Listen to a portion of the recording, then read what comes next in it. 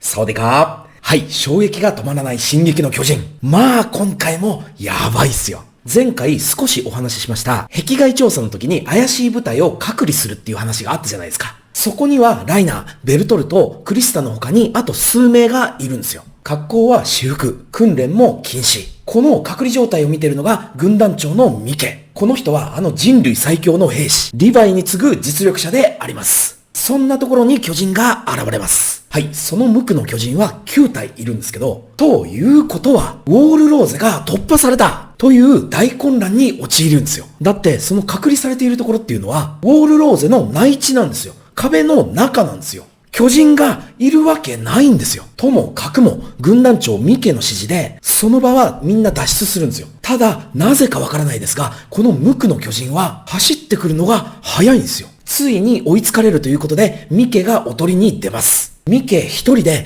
9体の巨人を相手にするんですよ。で、なんとか5体を仕留めるんですよ。もうこの時点で十分時間稼ぎはできてるんですよ。そこでミケも退却すべく馬を呼ぶんですよ。馬が向こうの方から走ってくるじゃないですか。そっちの方角を見ながらミケが言うんですよ。気がかりなのは気候種。何か妙だ。17メートル以上あるのか。でかい。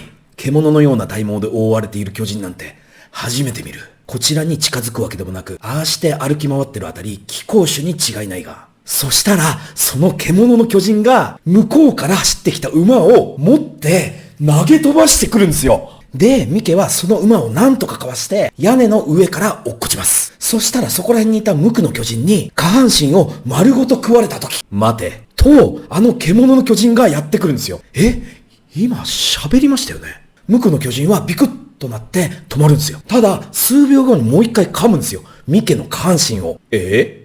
俺今、待てって言っただろう。と言って、その獣の巨人は、ミケの下半身を食った無垢の巨人を握りつぶすんですよ。この時ミケは下半身を食われそうになっただけで、まだ生きてますよ。ただ、大パニック状態ですよ。その武器は、なんて言うんですか？と言って、その獣の巨人は、ミケが腰につけている立体起動装置を興味津々に見ているんですよ。これやばくないですか？この獣の巨人、喋るんですよ。しかもめっちゃ丁寧。そこがむしろ恐怖感を引き上げますよね。同じ言語のはずなんだが、怯えてそれどころじゃないのか。当然、ミケは答えられないですよ。大パニック中ですから。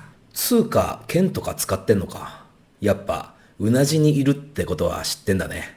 まあ、いいや。持って帰れば。ということで、獣の巨人は、ミケが腰につけている立体起動装置を、こうやってつまみ取るんですよ。で、立ち去ろうとするときに、ミケが反撃に出ようとする。そこで思い出したかのように、もう動いていいよ。と言って、残りの無垢の巨人に、ミケは食われてしまいます。で、最後、ミケが泣きわめくじゃないですか。その姿を見て、やっぱ、喋れるじゃん。と言って、その獣の巨人は立ち去っていくんですよ。これやばくないですか？一体、うなじの中に入ってるやつって誰なんでしょう？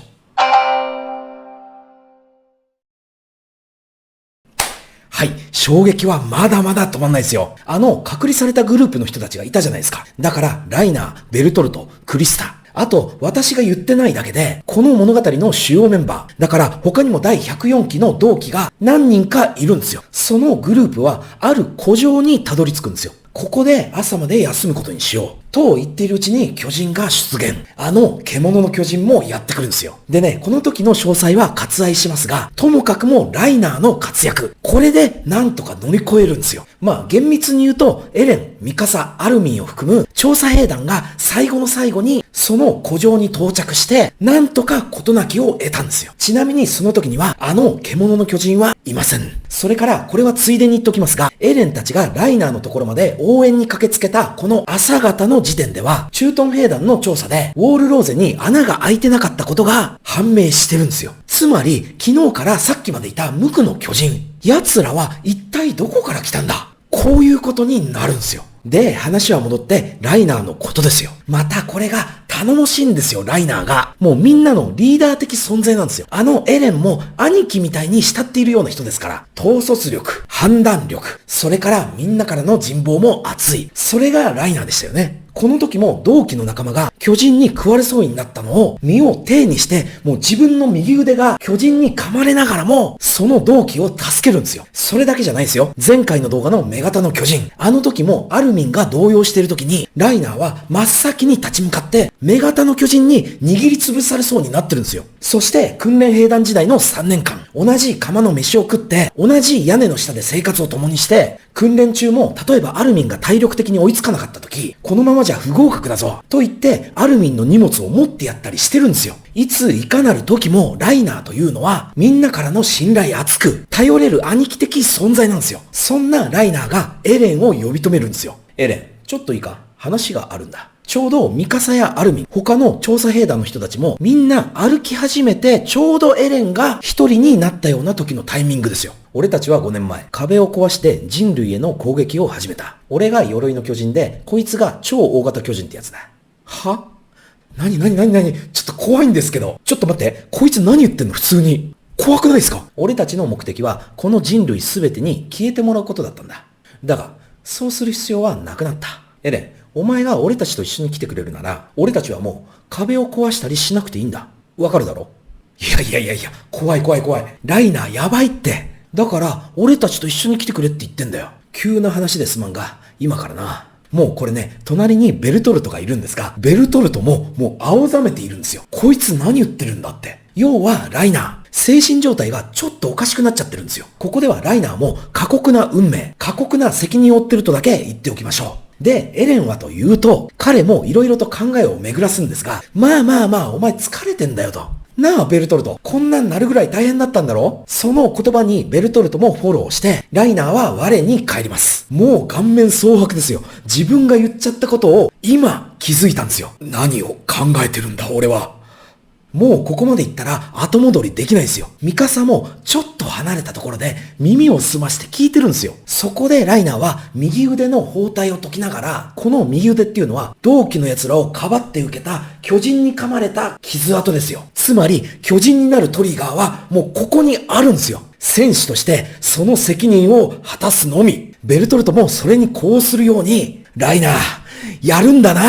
今、ここでと言って、ライナーの鎧の巨人、ベルトルトの超大型巨人が出現。そこでエレンも巨人化して、これに立ち向かいます。で、ここでは巨人化したエレンとライナー、同じく巨人化したベルトルトと調査兵団。こういった構図になるんですよ。結果、ライナーとベルトルトがエレンを連れ去ってしまいます。調査兵団としてはすぐにでも追いかけたいんですが、馬がない。だから少し待機の時間があって、調査兵団は遅れを取るんですが、数時間後エルヴィンが馬を伴って到着。この時、リヴァイは女型の巨人との戦いで足を痛めてるんですよ。なので不在。そうしてエルヴィン率いる調査兵団がライナーとベルトルトを追いかけていくんですよ。では、エレンを連れ去ったライナーとベルトルト。彼らはあの巨大樹の森の上でしばし休息をとっているんですよ。というのも単純に疲れたから。彼らは機動力を持ってないですから。ベルトルトの超大型巨人では走れないですし、ライナーの鎧の巨人で走っていくしかないんですよ。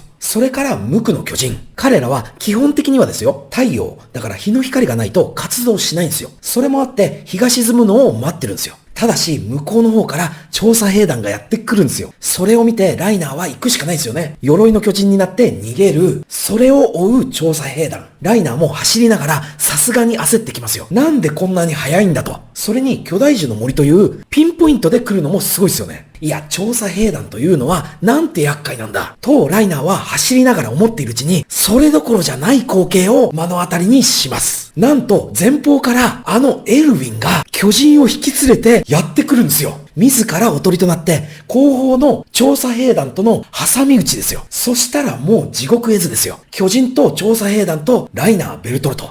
この勢力がもう入り混じるんですよ。そこは平地で建物も何にもない。つまり立体起動装置が使えないんですよ。そんな中、ミカサ。彼女はそのどさくさに紛れてエレンを救い出す。奪還することに成功します。ただし、ライナーも黙っていないですよ。巨人をどんどんぶん投げてくるんですよ。エルヴィンは片手を失います。巨人に右腕を食われてしまうんですよ。他の調査兵団もどんどん死んでいくんですよ。まさに地獄絵図。そんな中、エレンとミカサの前に立ちはだかるのが、あのエレンのお母さんを食べた巨人なんですよ。もうやばいって。状況がいくらミカサでも建物がなければ機動力もない。立体起動装置が活用できなければ人間が巨人に立ち向かうことはできないですって。ましてや大量の無垢の巨人。エレンのお母さんを食った宿敵の巨人。それを目の前にしてエレンは巨人化しようとするんですが、巨人化できない。いくら噛んでも巨人化にはならないんですよ。なんでこんな時に、まさに絶対絶命ですよ。でもエレンのお母さんを食べた巨人は容赦なくやってきますよ。そんな絶対絶命の時にミカサが言うんですよ。エレン、聞いて。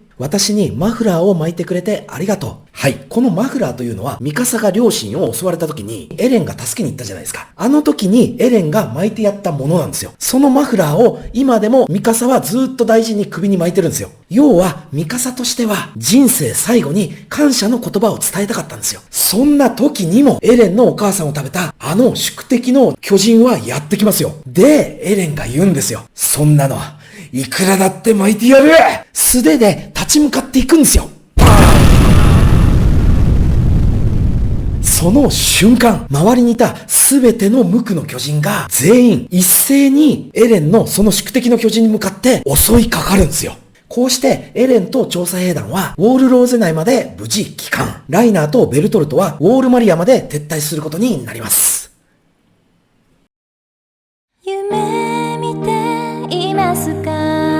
この国の未来をもがいていますか？明日を生きるため志高く駆け抜けた同士の